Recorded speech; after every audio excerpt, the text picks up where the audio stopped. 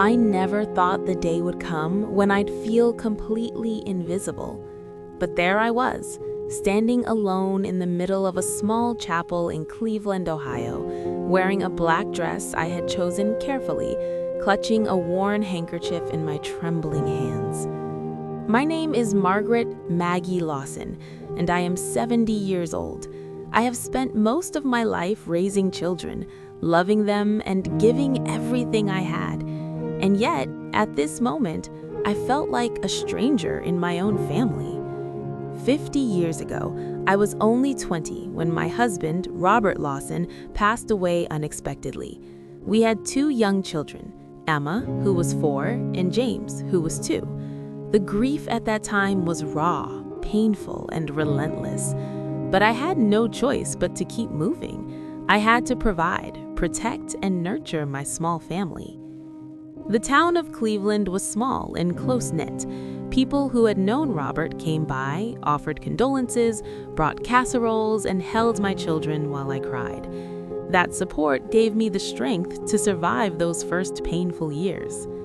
I worked long hours in a local school as a librarian, picking up shifts wherever I could while raising my 2 children. Every penny mattered. Every moment counted. Life was hard, but I managed. I never remarried. I had no time for romance. There was only survival and love for my children. Emma grew into a bright young woman, and James became clever and ambitious. I watched them grow, hoping one day they'd understand all the sacrifices I made. I never forced gratitude. I didn't want that. I only wanted love, respect, and acknowledgement. But life has a way of testing even the strongest hearts. Today, as I stood at my eldest son James's wedding, I noticed something strange. The gathering was large, elegant, and everyone seemed happy, except me. I realized slowly, with a knot in my stomach, that I had not been seated with my family. I was alone. The ceremony passed in a blur. People smiled and whispered. I smiled back quietly, but my heart was breaking. After 50 years of devotion, after every sleepless night, after every tear shed, after every birthday celebrated quietly because I had to make ends meet, they had left me behind. I left early that day. I didn't want to see the cake cutting. I didn't want to hear the toasts. My own children, the ones I raised, didn't even ask if I was okay. They assumed I would just be there, like a shadow. I drove home slowly, gripping the steering wheel until my knuckles turned white. I felt every year of loneliness, every year of hard work, every moment where I had given everything to this family without complaint pile onto me like stones. When I reached my apartment, a modest little space I had rented in my neighborhood, I finally allowed myself to cry. I cried for the young woman who had lost her husband and raised 2 kids alone. I cried for the mother who had been forgotten in the very family she had built. I cried for the woman who had always been strong enough to carry everything except the acknowledgement of her own children. And then, in the quiet, I realized something else. 50 years is a long time. It can break you, yes, but it can also remind you of your own strength. I had survived the loss of my husband at 20. I had survived raising 2 children alone. I had survived poverty, exhaustion, and grief. And now I had to survive being invisible in my own family, the ultimate betrayal. But I wasn't going to stay invisible. Not again. After James's wedding, I couldn't stop thinking about the subtle cruelty of it all. 50 years of my life, 50 years of giving, sacrificing, and loving, and now I was treated as if I were invisible. I sat in my small apartment in Cleveland, staring out the window at the streets below, replaying every interaction from the wedding, every laugh, every whispered conversation, every glance my children had exchanged when they thought I wasn't looking. They weren't just busy or distracted, they had intentionally left me out. The next day, I called Emma. I wanted to ask why. I wanted answers. "Mom, can we talk?" I said cautiously. There was silence on the other end for a moment. Then, "I'm busy, Mom. I'll call you later." Later never came. The realization hit me like a hammer. This wasn't just neglect, this was betrayal. I decided to visit them. Maybe being face to face would make them understand how deeply their actions had hurt me. I drove to Emma's house first. It was a beautiful, spacious home in a suburban neighborhood, a home I had helped them afford in spirit, though not financially. I knocked on the door. Emma opened it, her eyes widening when she saw me. "Mom?" she said, surprised but slightly irritated. "Yes, it's me," I replied calmly. "I came to see why I was left out at your wedding." Emma looked uncomfortable. "Mom, it wasn't intentional. We thought you'd understand. You always said you don't care about the formalities." I shook my head, tears welling up. I never said I didn't care about being included. I never said it was okay to ignore me. I raised you. I gave my life to you. And 50 years later, I'm treated like I don't exist? Emma's face fell, but she still tried to justify it. "Mom, it's complicated. We were just caught up with the planning. It wasn't personal." I felt a surge of anger. "Not personal?" I repeated, my voice shaking. "Emma, every time you assume I'll be okay being invisible, you tell me that I don't matter. This isn't a mistake. It's a pattern. It's betrayal." Emma didn't reply. She turned away, as if avoiding the truth hurt her more than facing it. I left without another word and drove to James. His house was smaller than Emma's, but equally pristine. I knocked on the door. James opened it, surprised, a nervous smile on his face. "Mom, hey, what brings you here?" "I need to know why my children, the ones I raised, left me behind," I said firmly. He swallowed, avoiding my gaze. "Mom, you know how busy life is. Weddings are stressful. It's not like we hate you." I laughed, bitterly. "Busy, James? I raised you alone when your father died. I worked nights, skipped meals, held you both while you cried, and you think being busy excuses abandoning me at your wedding?" His shoulders slumped. I didn't think you'd be so upset. We didn't mean it." "Didn't mean it?" I repeated, my voice rising. "Do you know what it feels like to live 50 years giving everything and being forgotten at the one event that should have celebrated your life too?" His face twisted with guilt, but his words felt empty. "Mom, we thought, you've always been strong. You can handle things."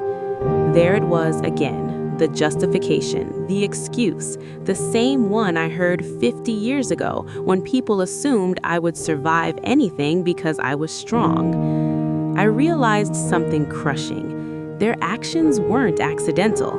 They didn't see me as weak, vulnerable, or human. They saw me as someone who could endure anything, someone whose absence wouldn't matter.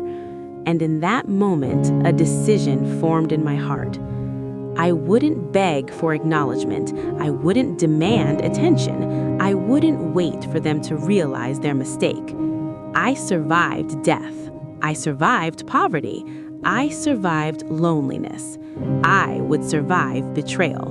And this time, I would rise on my own terms. That night, I sat alone in my apartment and started making plans. Plans to reclaim my life, my dignity, my place in the world. I dusted off old skills I'd neglected, contacted old friends, and began taking small steps to rebuild. It wouldn't be easy. 50 years of living quietly, putting others first, had left me dependent on the structures of family and familiarity. But I realized one thing clearly. Those structures could no longer define me. The betrayal of my children, the neglect at the wedding, the silent assumptions that I didn't need love or acknowledgement, all of it fueled a fire inside me. A fire I hadn't felt since I was a young widow raising 2 children alone. And as I planned my comeback, one thought rang clearer than any other. They may have left me behind, but they had no idea what I was capable of. The days after confronting Emma and James were some of the quietest I had experienced in decades. My apartment felt smaller, lonelier, yet strangely alive. Alone, for the first time in years, I could hear myself think, remember who I truly was beyond the labels of mother and widow and caretaker. I realized something crucial. My life had never been defined by their recognition. My worth wasn't in their approval. My strength wasn't for their comfort. I decided to reclaim my time, my joy, my independence. I started small. I signed up for an art class at the local community center. I hadn't painted since my 20s, but colors and brushes reminded me of the dreams I had put aside for family. I joined a book club, met people my age who laughed, shared, and reminded me that life didn't end at grief or betrayal. Then I started volunteering. I helped widows who, like me, had once felt invisible. I told my story to them, and in their eyes, I saw respect, admiration, and gratitude. Every time I shared, a part of the loneliness melted away. Months later, I began writing my memoir. It was raw, honest, sometimes bitter, sometimes tender. Every page reminded me that my life, filled with struggle, love, and sacrifice, was worth documenting, worth celebrating. And then came the moment that truly shifted everything. I received an invitation to a community awards ceremony. One of the categories was for a lifetime contribution to family and community. The host had seen my volunteer work, read my memoir drafts, and wanted to honor me publicly. I went. I walked onto the stage, the spotlight warm against my skin. Hundreds of people applauded. Faces I had never seen clapped, cheered, and smiled. I accepted the award, feeling more recognized in that moment than I ever had from my own children. It was liberating. A week later, Emma called, tentatively, hesitant. "Mom, we've been thinking," she said. Maybe we were wrong. We should have included you." I smiled softly, a calm, controlled smile. "Emma, I raised you and James for 50 years. I gave everything I had, and yet it took a wedding to show me what I already knew. Sometimes people don't see what's right in front of them, but that doesn't change what I've done or who I am." Silence followed. I let it linger. "I forgive you," I said finally, "but forgiveness doesn't mean going back." James called the next day. He sounded nervous, unsure. "Mom, I saw what you've done. You're incredible. I didn't understand how much you sacrificed." "I've survived without your acknowledgement for 50 years. Now I don't need it, but I hope one day you see the lessons my life can teach you." Their apologies felt too little, too late, and that was okay. I didn't need them anymore. Because I had built something they couldn't take away. My own life, my own joy, my own respect. I traveled to places I had always dreamed of visiting. I painted, wrote, and laughed like I hadn't in decades. I nurtured friendships I had neglected. I even taught local classes, sharing the wisdom of a life that had seen both tragedy and triumph. And in every smile, every moment of independence, every day I woke up feeling proud of myself, I knew the truth. Being left behind had not broken me. It had set me free.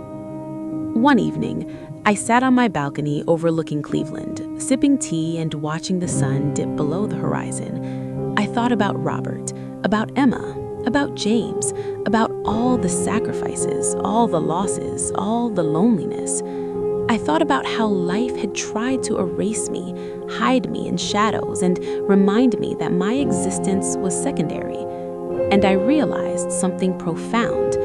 I was not secondary. I never had been. I survived grief, abandonment, betrayal, and decades of silent endurance. I had rebuilt myself from nothing, stronger, wiser, and more alive than ever before. The lesson was simple. Sometimes being left behind isn't the end. It's the beginning of reclaiming everything they never gave you. And in that moment, I smiled, truly smiled. For the first time in 50 years, I felt completely, undeniably unbreakable.